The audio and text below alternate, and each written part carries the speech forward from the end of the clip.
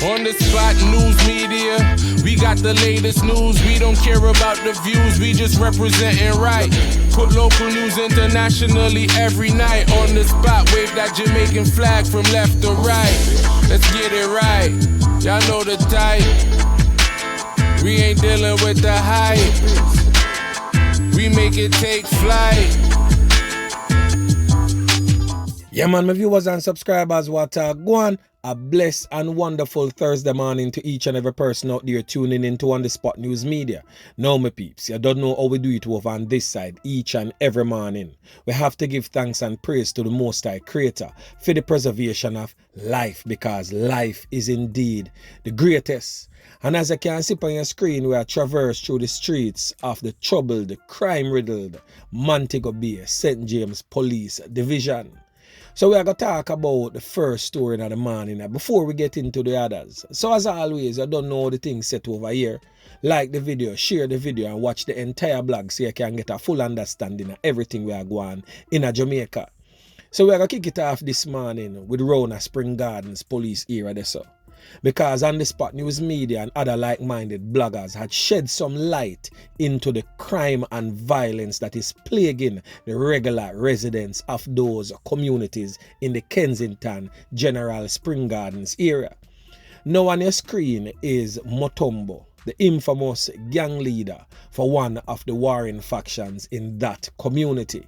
Mutombo, whose given name is Earl O'Shane O'Dari, is still on the run, but he is still also on Montego Bay's most wanted list. Now, 2 days ago, we get to understand that the police had ramped up operations to capture the old dirty corner boy Mutombo and him cronies. Now on your screen is a picture of some of his cronies. The one that has on the bucket hat without shirt on, in that bobby socks and short jeans, is known as Babu, one of the most feared in that notorious gang.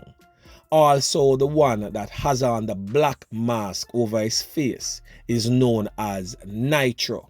The other one with the child was taken out simply by act of nature, because the universe just decides, say, yo, you get too much trouble. I could just help you, take you out of your misery.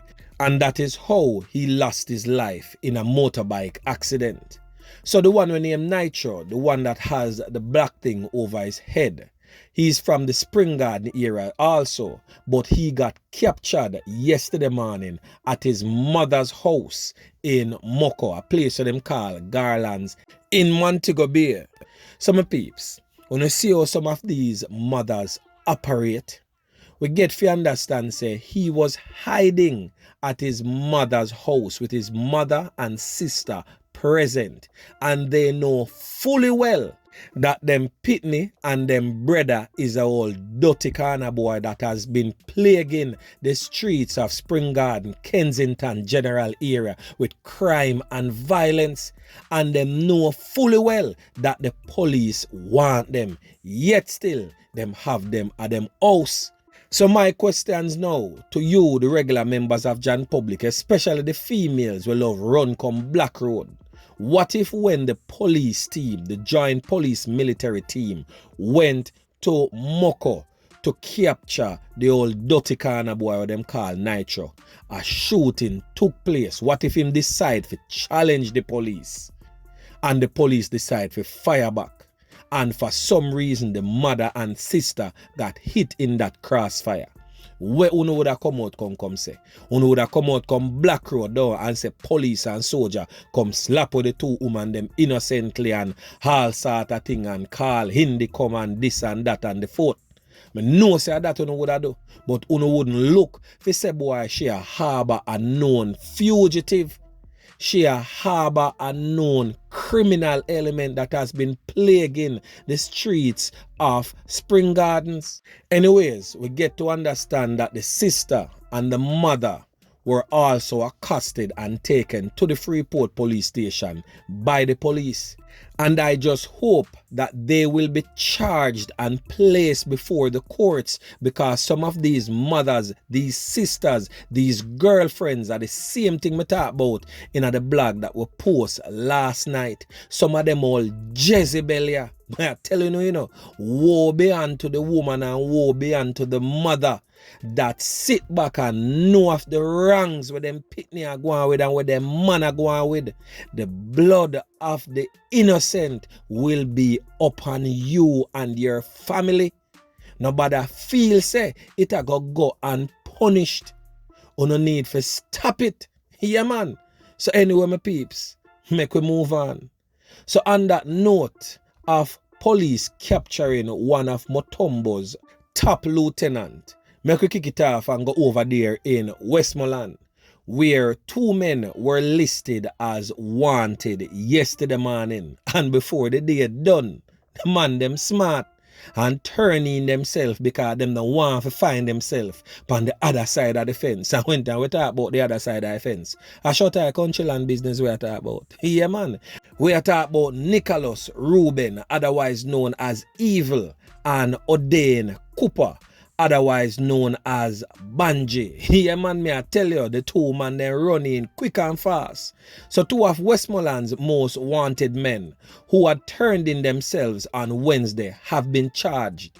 The men have been identified as I said earlier, Nicholas Evil Reuben of Dexter Street and Odain Bangi Cooper from the Wharf Road area of Smithfield, all in the parish.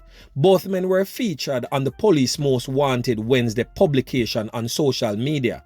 Deputy Superintendent of Police in charge of operations in the Westmoreland Police Division, Adrian Hamilton, said that both men surrendered with their attorneys. Smart move by the old dirty kind of boy them there, I tell you. Reuben turned in himself yesterday along with his attorney and was charged with a loss of life.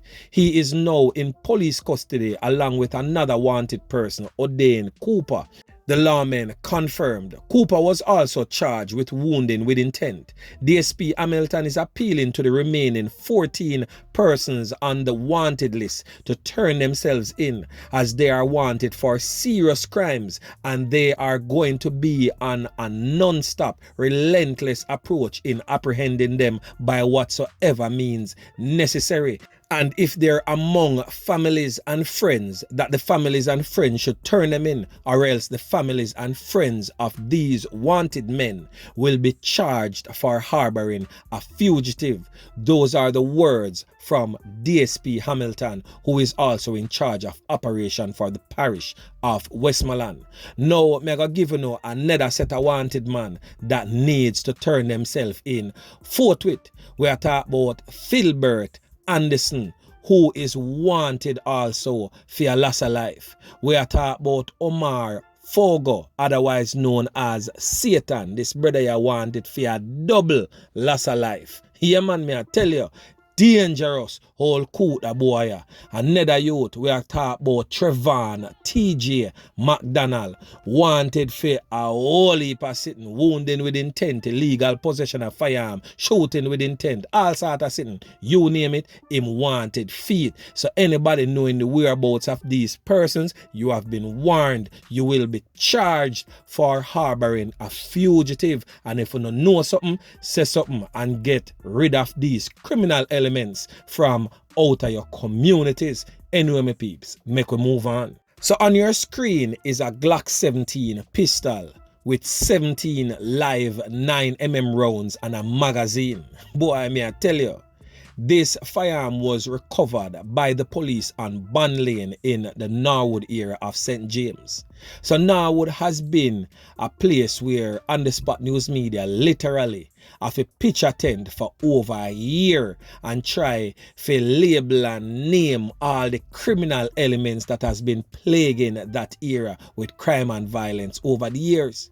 Norwood, no they nowhere near change. Me I tell you, my peeps, it might be a little bit more quiet because of the ZOZO, the special zones of operation that has been launched in that area, in which you still see 1 and 2 acts of crime and violence going on in the area. 1 and 2 man still get slapped away.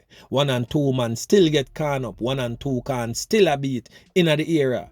So now would definitely needs a deeper social intervention program to really bring it back to a certain level where it is tolerable, so to speak.